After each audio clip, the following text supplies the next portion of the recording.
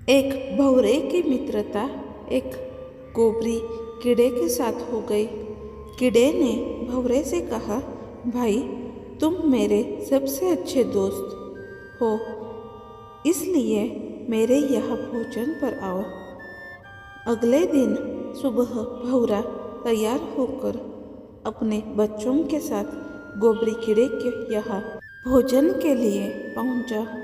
कीड़ा उनको देखकर बहुत खुश हुआ और सबका आदर करके भोजन परोसा। भोजन में गोबर की गोलियां परोसी और कीड़े ने कहा, खाओ भाई। भंवरा सोच में पड़ गया कि मैंने बूरे का संग किया, इसलिए मुझे तो गोबर खाना ही पड़ेगा। ये सब मुझे इसका संग करने से मिला और फल भी पाया।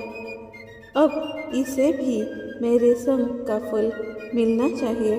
भंवरा बोला, भाई आज मैं आपके यहाँ भोजन के लिए आया, अब तुम भी कल मेरे यहाँ आओगे। अगले दिन कीड़ा तैयार होकर भंवरे के यहाँ पहुँचा।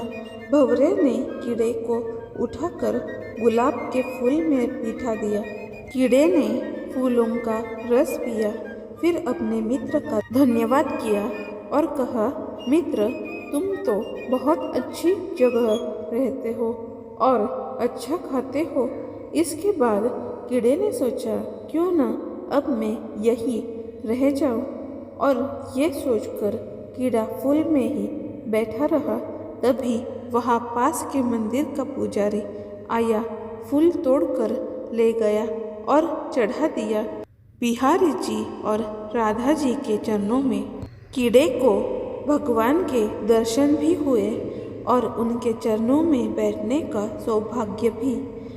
इसके बाद संध्या में पुजारी ने सारे फूल इकट्ठा किए और गंगा जी में छोड़ दिए। कीड़ा गंगा की लहरों पर लहर रहा था और अपनी किस्मत पर हैरान था कि कितना पुण्य हो गया।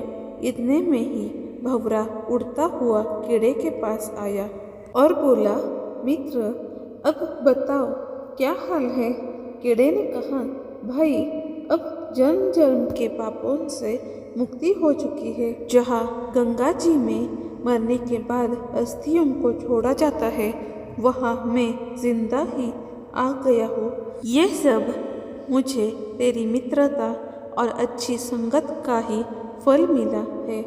जिसको मैं अपनी जन्नत समझता था वो तो गंदगी थी, और जो तेरी वजह से मिला यही स्वर्ग है। संगत से गुण जाने। ऐसी ही और नई नई अच्छी स्टोरीज सुनने के लिए प्लीज़ मेरे चैनल को लाइक कीजिए, शेयर कीजिए और सब्सक्राइब कीजिए। Thank you.